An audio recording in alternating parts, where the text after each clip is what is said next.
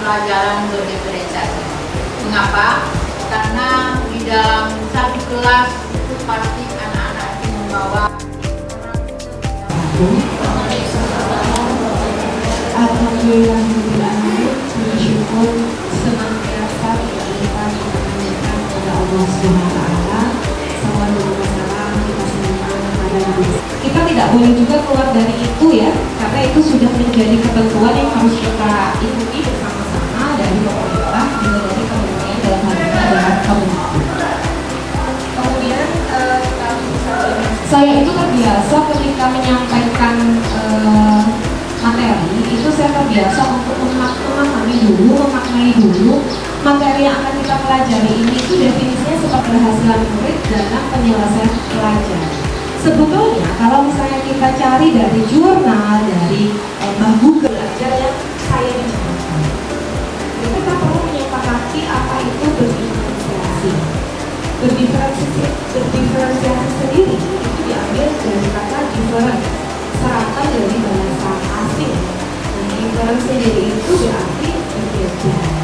Kenapa? Seperti yang tadi sempat disebutkan oleh Ibu Kepala Sekolah, yang kita hadapi ini anak dengan berbagai macam karakter, anak dengan berbagai macam latar belakang, anak dengan berbagai macam kemampuan kognitif yang berbeda-beda, juga anak dengan berbagai macam kebiasaan yang juga berbeda-beda yang itu mempengaruhi ketika di kelas. Nah, different inilah yang menjadi dasar mungkin pemerintah untuk merancang pembelajaran dengan nama baru. Jadi betul juga tadi seperti yang disebutkan oleh Kepala Sekolah, dulu sebelum diberi nama oleh pemerintah belajar berdiferensiasi, barangkali kita juga sudah menerapkan di kelas. Misalnya, ketika kita sedang mengajarkan sesuatu, kemudian ada anak yang kita pandang lebih mampu daripada yang lain, ya. Kemudian di sisi lain ada sebagian anak yang dipandang kurang mampu dibandingkan dengan rata-rata sebagian yang lain, kita tidak memberikan peralatan yang sama persis kepada mereka. Enggak, misalnya begini, ketika sudah selesai pembelajaran misalnya, kita datangi si anak, kamu sudah paham betul enggak? Tapi kenapa kok nggak bisa? Artinya apa? Kita sudah memberikan perlakuan yang berbeda antara siswa yang tadi kurang paham menurut anak-anak kita dengan orang siswa yang lain kebanyakan. Sebetulnya itu sudah implementasi dari berdiferensiasi.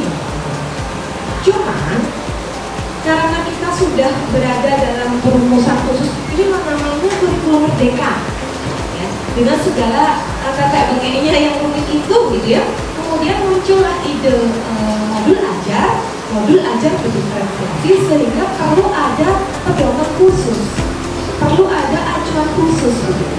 Supaya apa? Dia betul-betul mengetahui di keadaan yang sebenarnya, yang kita tadinya hanya membayangkan atau merancang, kenyataannya bagaimana. Nantinya ketika kita melaksanakan proses pembelajaran itu juga bergantung pada asesmen awal ini. Begitu. Kalau asesmen akhirnya untuk apa? Untuk mengecek apakah tujuan pembelajaran itu sudah tercapai ataukah belum. Atau mungkin kalau misalnya asesmen akhirnya itu dilakukan di hari kedua misalnya, ya sudah, berarti tujuan pembelajaran dari pertama dan kedua itu sudah tercapai atau belum. Karena barangkali ada pembelajaran yang nggak cukup itu kalau cuma satu kali per. Kemudian berikutnya adalah langkah-langkah pembelajaran. Jadi modul ajar ini kalau saya lagi ambil di pokoknya yang saya pakai semua dari panduan. Kita berikan nanti bagaimana? Takutnya nanti kita masuk terus blank. Ada nggak yang berbeda? Dulu saya waktu awal-awal ngajar itu begitu nggak? Waktu awal-awal ngajar tahun 2011 ya, tahun 2011 itu blank masuk. Saya mau apa gitu tadi? Saya lupa, padahal saya harusnya memberikan pertanyaan persepsi. Saya harusnya memberikan yaitu gitu. Tapi karena saya tidak berbekal modul ajar yang dulu RPP gitu, ya udah saya akhirnya berimprovisasi sendiri, agak keluar dari sedikit nanti kembali lagi ke itu. Tapi kan tidak semua kondisi bisa seperti itu ya. Jadi langkah pembelajaran ini memang komponen ilmu yang harus ada pada modul. pembelajaran sesuai dengan apa yang kita sudah pilih. Ya. Jadi kita mau pakai media pembelajaran apa yang sekiranya sesuai. Baik, ini ada pembelajaran. Nah, kalau misalnya mau lengkap bagaimana? Kalau mau lengkap juga ada. Banyak. Ya, jadi ini juga saya ambil dari situs itu. Mulai dari informasi dan biasanya yang ada di sekolah yang lengkap. Jarang sekali sekolah itu hanya 4 poin yang tadi. Biasanya ada informasi umum. Ada ini nama sekolahnya apa, kemudian jenis satuan jenjang pendidikannya apa, pemilihan kelas dan kelas, ada identitas lah kalau yang ada identitasnya, ada informasi. Jadi Bapak Ibu ini banyak tidak ada perbedaan apapun dari awal kita membuka sarang sampai akhir masalah ya. Itu yang membedakan antara demokrasi dengan tidak demokrasi. Untuk prinsip-prinsip dasarnya bagaimana? Setelah dirangkum, prinsip-prinsip dasar yang membedakan antara modul ajar berdiferensiasi dengan modul ajar tidak berdiferensiasi itu terletak pada 4 hal. Yang pertama adalah identifikasi pengetahuan awal. Bukan berarti kalau pembelajaran tidak berdiferensiasi terus tidak ada identifikasi pengetahuan awal ya, tapi belum tentu. Tapi kalau misalnya pembelajaran berdiferensiasi harus ada identifikasi pengetahuan awal. Atau kalau dari komponen kami yaitu asesmen awal. Kemudian yang kedua adalah berikan pilihan. Ya, siswa memilih tugas atau aktivitas pembelajaran sesuai minat dan kemampuan. Memang kalau pembelajaran anak yang sebelah ini, tapi semua siswa juga harus melakukan. Kemudian berikutnya adalah variasi metode. Jadi dari pembelajaran berdiferensiasi ini sebetulnya guru tidak disarankan untuk mengajar dengan satu metode saja, Bapak Ibu. Kenapa? Karena itu tadi anak ini berbeda-beda, gaya belajar anak juga berbeda-beda. Bisa jadi si A gaya belajarnya itu lebih visual. Konsep dengan berbagai cara, jadi tidak mudah. Teks tidak kemudian gambar juga iya, kemudian dengan video juga iya, simulasi juga iya, observasi juga bisa dimasukkan kalau memungkinkan. Tapi tidak hanya misalnya saya dari awal sampai akhir nulis di papan tulis stop selama pembelajaran dari awal sampai akhir. Ada yang masih begitu, itu kurang cocok kalau kita menyebut sebagai pembelajaran berdiferensiasi. Nulis itu kita abaikan pelakon yang lain ya. Kenapa? Karena diferensiasi itu juga tidak bisa dilihat dari cuma nulis stop. Kan kalau nulis kita juga berkomunikasi ya dengan siswa. Barangkali waktu berkomunikasi itu muncul. Tapi kita untuk mata dengan itu. Kita nulis kok dari awal sampai itu anak-anak ini ya. Kita tulis sampai papan tulisnya penuh stop sampai jamnya berakhir. Itu tidak bisa. Kenapa? Ada anak-anak tertentu barangkali di kelas tersebut yang kurang nyaman atau tujuan pembelajaran itu tidak akan mencapai maksimal kalau hanya lewat tulisan. Berikutnya adalah umpan balik yang spesifik. Maksudnya umpan balik yang spesifik itu bagaimana? Kita memberikan masukan yang bermakna untuk membantu siswa berkembang. Jadi misalnya pembelajaran ini sudah hampir selesai betul, harusnya kita memberikan umpan balik. Si anak ini itu paham nggak? Takutnya nanti si anak ini dia, tapi diamnya itu mencurigakan gitu ya. Diam itu kan ada dua kemungkinan. Diam karena paham atau diam karena enggak paham sama sekali. Itu biasanya juga diam, responnya sama-sama diam. Jadi kita sebagai guru perlu memberikan umpan balik yang positif untuk meningkatkan siswa lagi. Atau kalau misalnya siswanya memang sudah di fase yang tinggi Bapak Ibu, itu juga perlu memberikan tantangan lebih supaya bisa lebih berkembang lagi. Misalnya Bapak Ibu mengajar, kemudian ada anak-anak yang di atas rata-rata, biasanya ada yang seperti itu. Kita harus tantangan lebih. Coba kamu nanti selesaikan soal ini ya. Apa namanya? Ya, sebenarnya kita berkembang.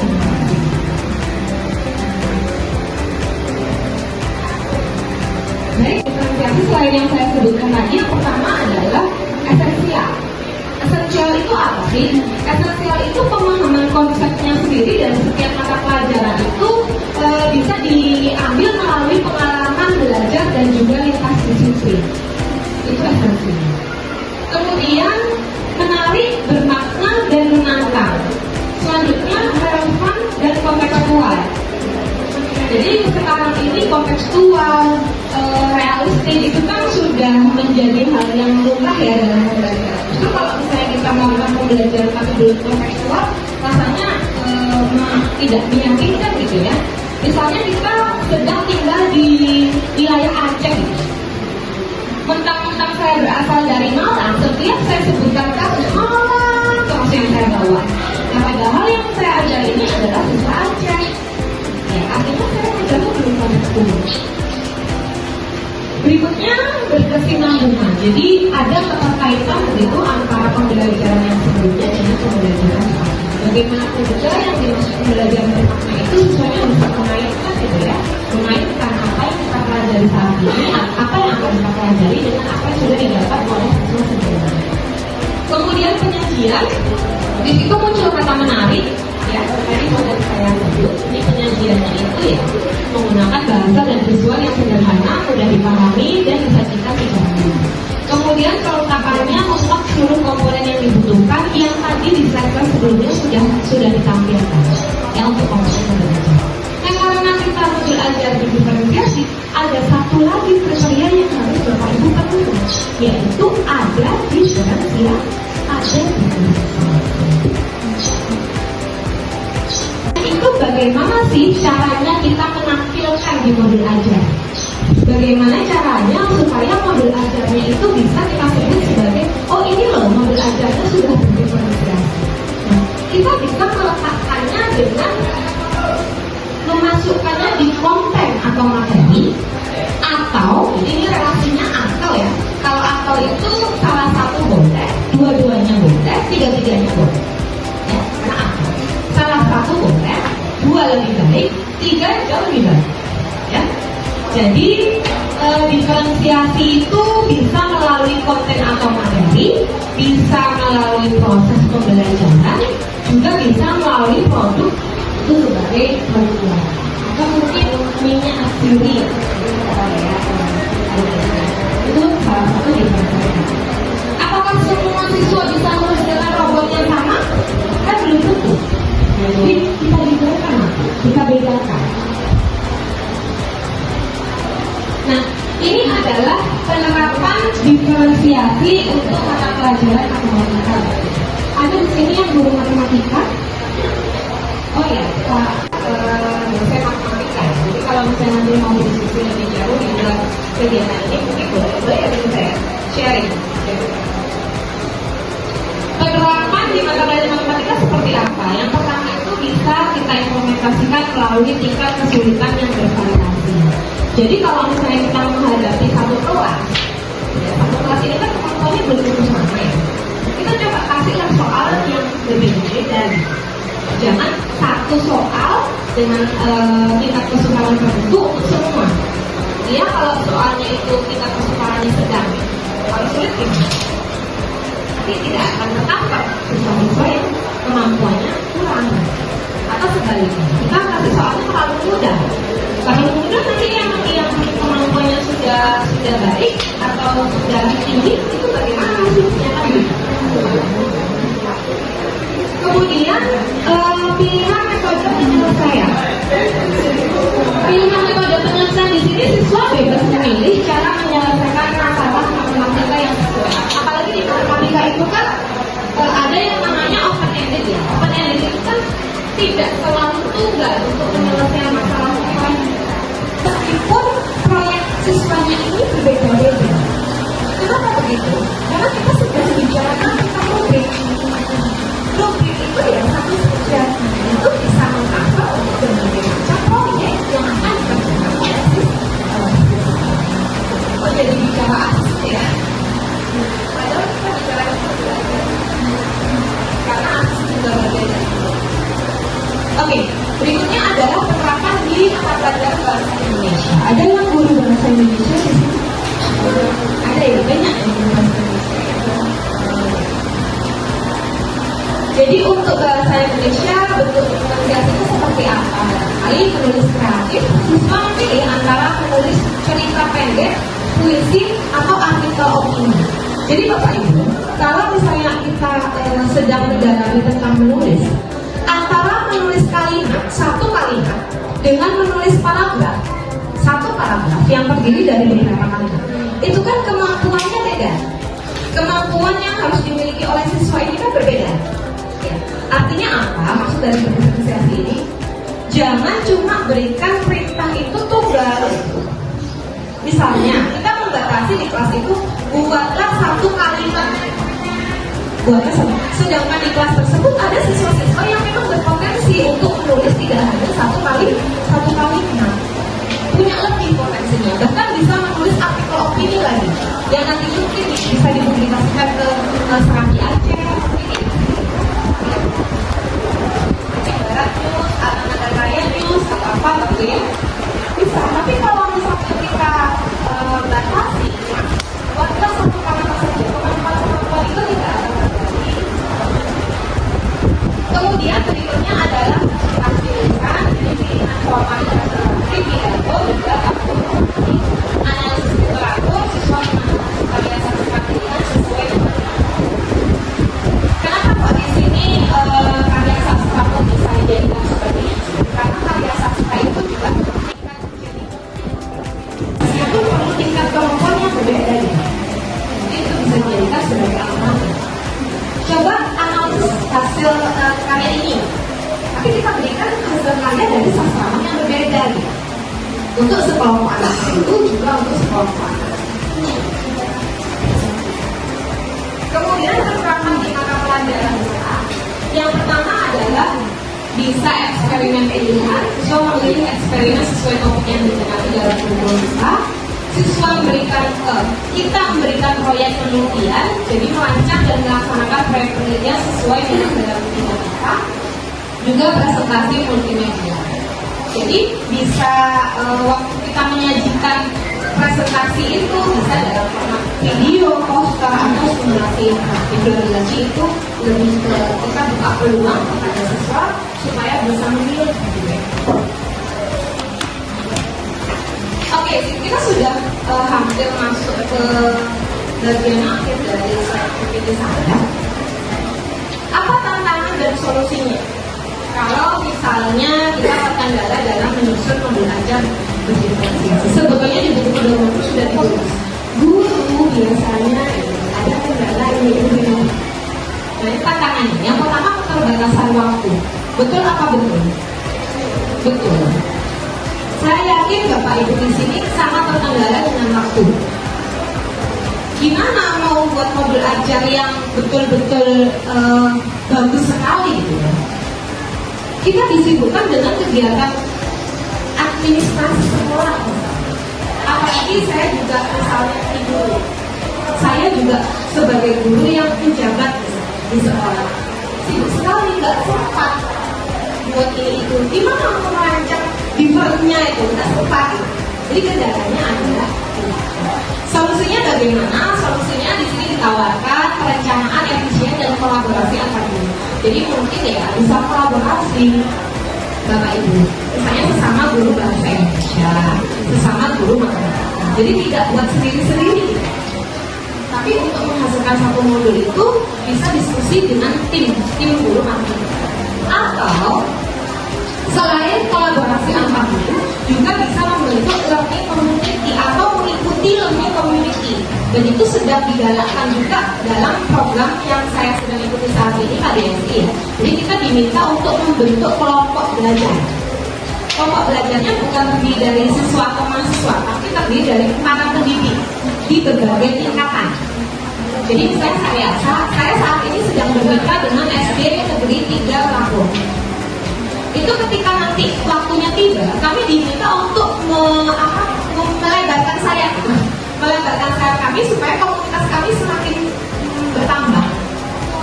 Mungkin SMA Negeri 3 juga bisa bergabung dengan komunitas tertentu gitu ya, supaya lebih efisien waktu untuk menyusun modul ajar. Kemudian berikutnya tantangannya adalah sumber daya terbatas. Misalnya saja butuh orang untuk melakukan ini, ya, butuh orang untuk merancang alat peraganya itu. Solusinya salah satunya bisa memanfaatkan teknologi dan sumber belajar daring. Tapi saya tidak tahu akses untuk sumber belajar daring ini seperti apa. Tapi info yang saya dapat untuk dahulu itu punya akun belajar ID yang bisa mengakses lebih dari saya. Saya ini hanya rakyat jelata biasa yang bahkan tidak punya akses sebegitu besarnya terhadap AI yang berbayar. Jadi misalnya saya mau pakai Canva yang premium itu, pakai belajar ID itu ternyata sudah premium. Mereka bisa akses ternyata. Itu banyak yang bisa dimanfaatkan ya. Apalagi saat ini AI juga banyak memberikan kontribusi dalam dunia belajar. Tapi tidak menjadi pemeran utamanya kepada itu.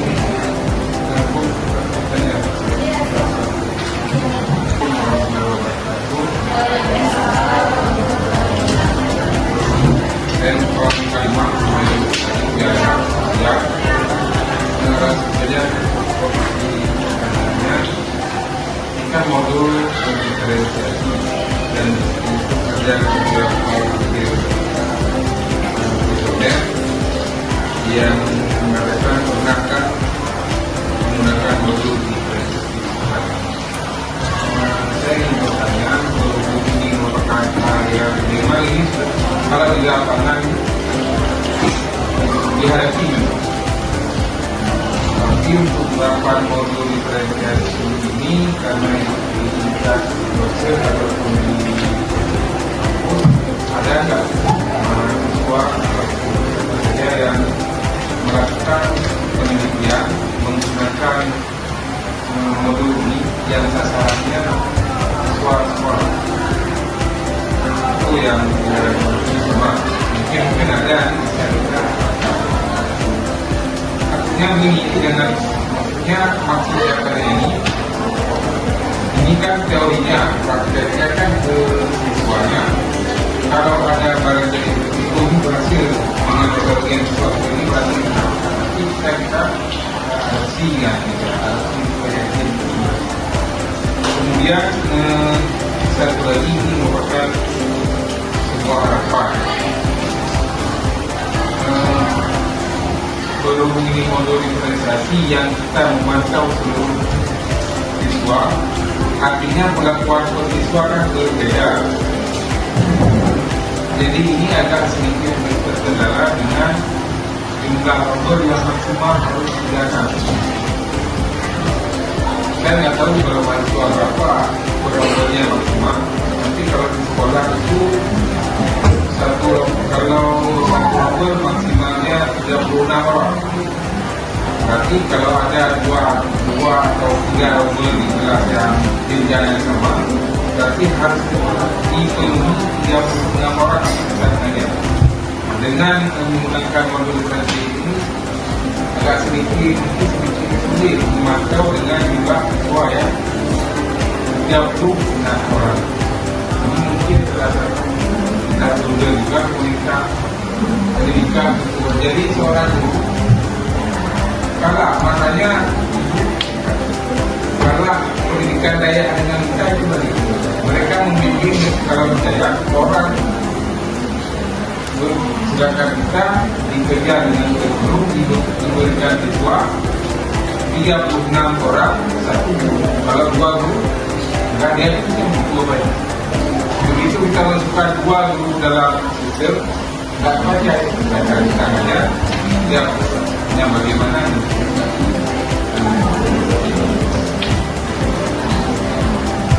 ini misalnya yang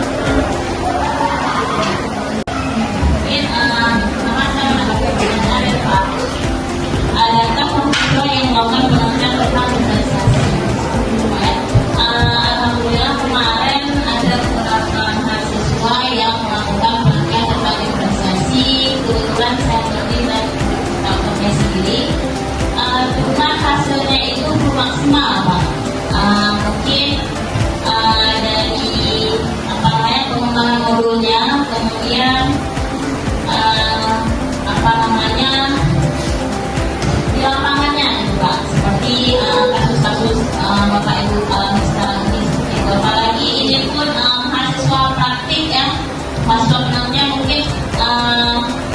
guru asli saja karakter siswanya seperti itu, apalagi mahasiswa UPN. Ada Pak beberapa yang saya pilih itu ada satu dari matematika, satu dari PGSD. Kemudian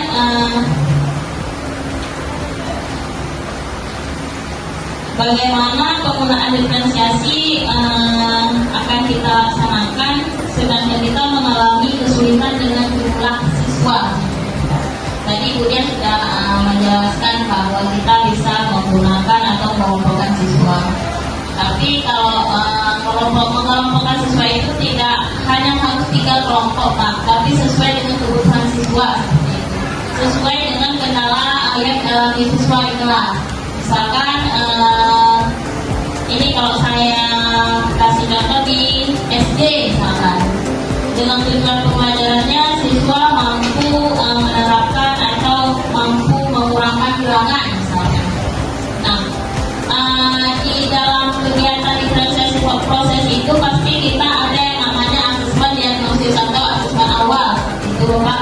Nah, asesmen awal itu kita dapatkan dari mana? Boleh dari karena di modul aja itu ada yang namanya pertanyaan tematik ya Bapak Ibu. Nah, bisa dengan mengajukan pertanyaan tematik, dari situ kita bisa tahu bagaimana kemampuan awal daripada siswa. Nah, setelah itu kita sebagai guru bisa menentukan siswa A ini dia kemampuannya atau kebutuhannya itu apa, siswa B apa seperti itu. Nah, di dalam pengurangan itu misalkan kita bisa membagi siswa, ada siswa dia butuh bagaimana tujuan pembelajarannya itu tercapai, dia butuh pemahaman atau sistem pembelajarannya itu secara konkret misalkan. Nah, kita sebagai guru bisa mengambil benda-benda konkret supaya siswa itu atau murid itu memahami bagaimana cara mengurang. Misalkan kita mengambil batu 10, misalkan 10 batu, 5 kurang 3 berapa? Kita ambil batu 5, kemudian kita kurangkan 2, sisa batunya berapa? Itu mungkin yang siswa yang memang masih kemampuannya rendah seperti itu. Kemudian ada yang juga siswa yang memang dia tidak butuh lagi dengan benda konkret. Dia dengan secara abstrak itu dia sudah bisa. Boleh misalkan dengan pakai tangan seperti itu.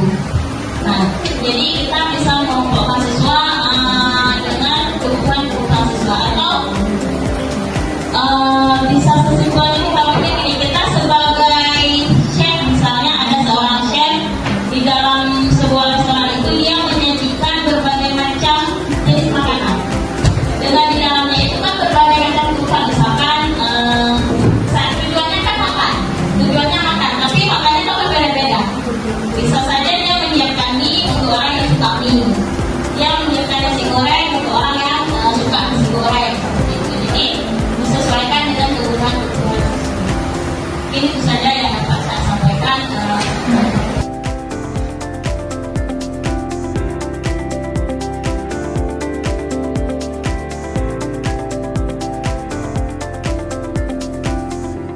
Insya Allah kita akan terus berkomunikasi dalam soal sebanyak dalam pelaksanaan. Saya akhiri untuk acara pembina tulis penyusunan modul ajar diferensiasi bagi guru matematika semangat. Saya selaku MC Dr. MC mengucapkan selamat dan terima kasih dan mohon undur diri. Assalamualaikum warahmatullahi wabarakatuh.